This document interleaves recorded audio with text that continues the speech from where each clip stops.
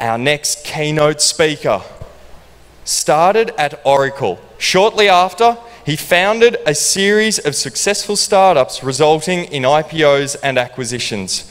He was also the VP of Technology at eHarmony and is now the President and CEO of SteelHouse. Will you please make welcome Mark Douglas, President and CEO of SteelHouse. Hello. So I want to talk about burn rate and what I kind of call the burn rate myth. And to start, to give you a little background, my LA tech career, I started in Silicon Valley, has been eHarmony, which I think everyone knows, Rubicon Project, which is a publicly traded ad tech company. SteelHouse is another fairly significant size ad tech company. We provide a unified advertising platform for the e-commerce industry. The company will end the year, this year at around 120 million.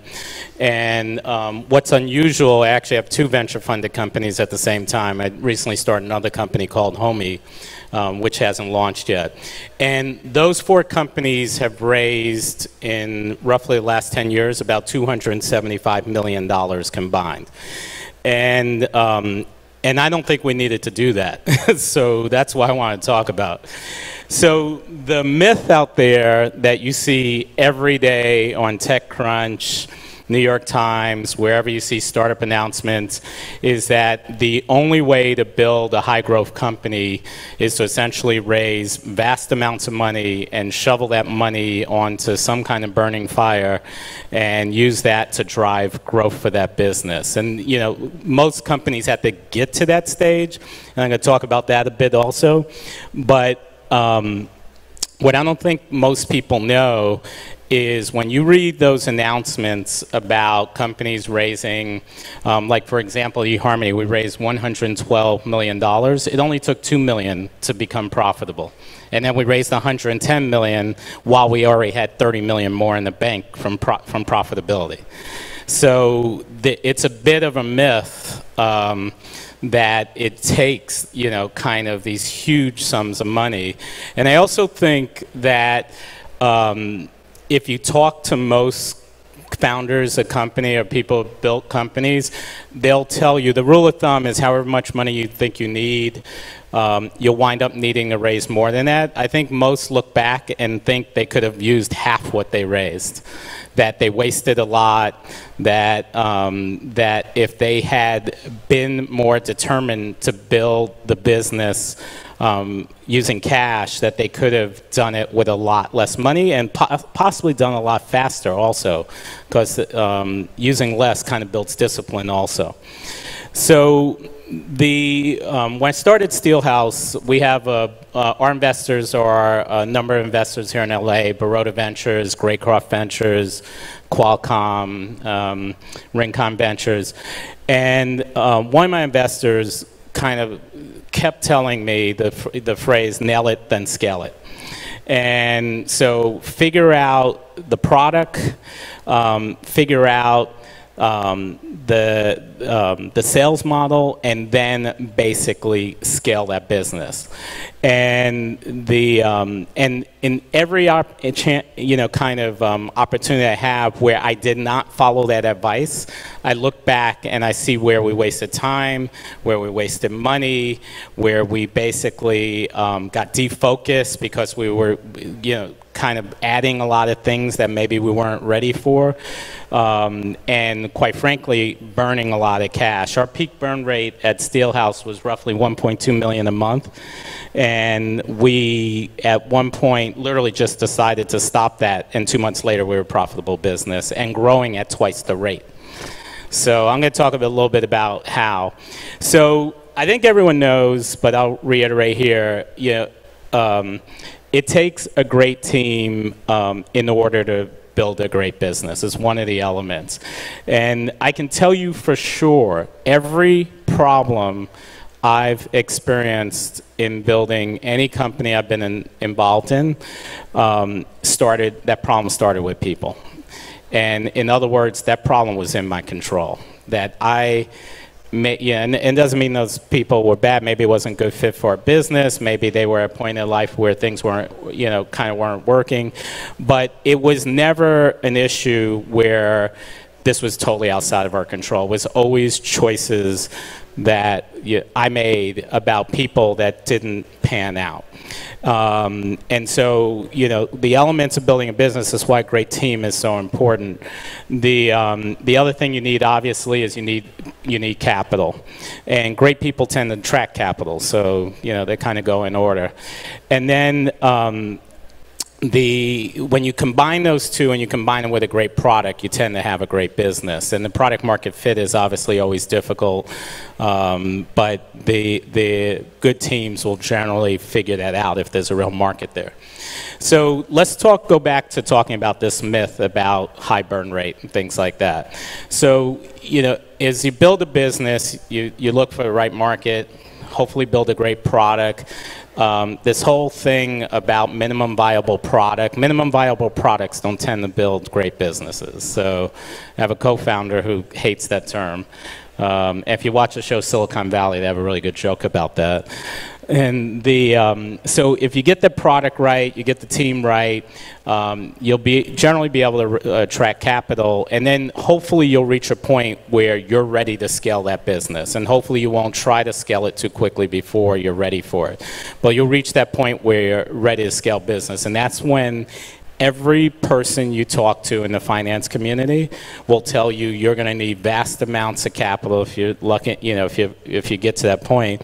You're going to need a ton of capital to scale a sales team. It's really expensive. You're going to have to hire a really high-priced talent and really go out there and just spend a ton of money to scale a business. If it's marketing, if you're doing more of a marketing-led business, more of a B2C business, you have to spend so much money on marketing to build that business. And I think if you look at the B2C companies that are really successful, they actually tend not to spend that much money on marketing.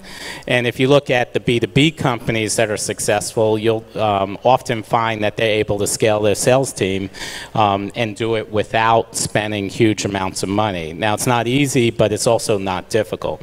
So that's the myth that and so I think the number one myth that I want to dispel is that there are 2 points I've been trying to make so far. One is when you read these announcements about these huge funding rounds, that money is generally not going to build that business. Those businesses are generally already have the capital they need.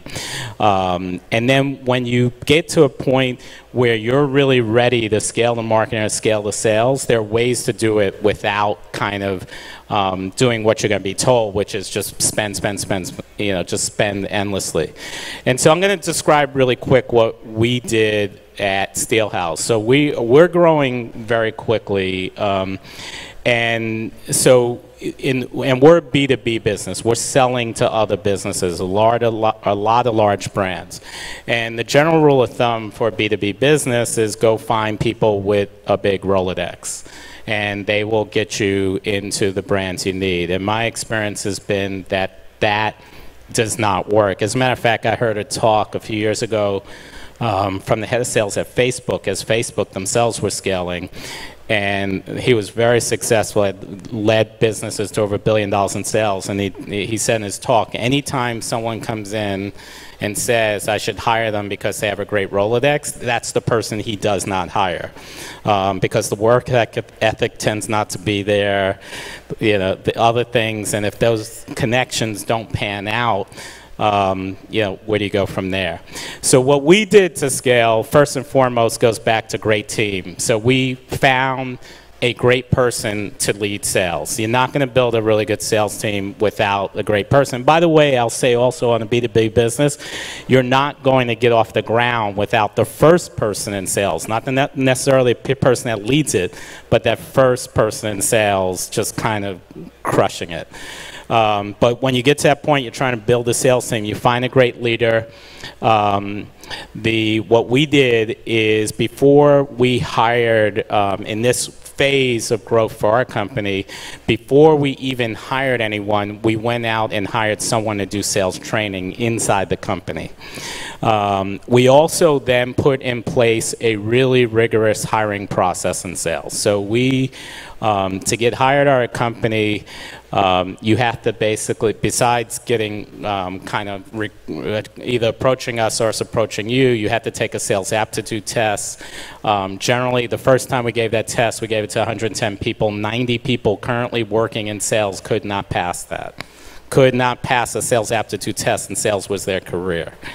So that filtered out most of the candidates right there. Then we did phone screens, in-face interviews in order to get to the, the final set of hopefully talented salespeople we wanted to hire.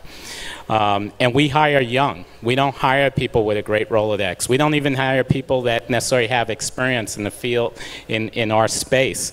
We hire people who basically are that have the aptitude we're looking for. They're basically well, I'm not going to break down the test, but they have the qualities that work for what we want. So we're really rigorous about the sales training.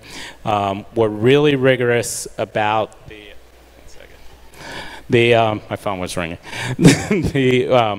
We're really rigorous about who's leading. We put in place a lot of training. We do sales training. We do demo training. We do training in the space that we're in. We extensively train the people. And then we measure everyone very clearly on the results. And we expect results within the first 30 days that they're working there. As a matter of fact, we expect every person that we hire in this area to close their first sale basically within the first 2 weeks. And we're okay if it's like you convinced your mother to buy from us. We just want you to get over the hump of being afraid to pitch the product and be able to do that successfully, and then we scale it up from there. The point I want to make is, so you think of the model that most investors will tell you, or what's kind of you think of in terms of you're going to need a ton of money to scale. I'm obviously talking about B2B. This applies more in marketing for B2C. You can, if you go out and hire people walk in the door who basically have the resume, supposedly have the Rolodex, and you give them 6 months to possibly close their first sale, and you hire a lot of them, that's going to be really expensive. If you do a model where you're hiring people 2 years out of college, 3 years out of college, you are training them, you're giving them base salaries appropriate for that, and then giving them a lot of incentive as to how they can make more money, you can scale a sales team much more effectively and much more inexpensively, and you can do it profitably. So to give you an idea of the results we get, so far this year, SteelHouse is growing about roughly 150% year over year, and we're talking breaking 100 million in revenue. And then just like the past month, as we're getting bigger, it's actually accelerating. We grew 189% year over year last month, and we're doing that profitably, very profitably actually, and we're doing it with a formula that works without having to use burn a lot of capital. And I can tell you for sure, as one more comment, the moment, obviously getting to that point takes a lot of effort. You have to, like we talked about, we have to get the market, have to get the product and things like that. But that moment when you don't have to search for your next round of funding, it feels like freedom. So, thank you. Thank you.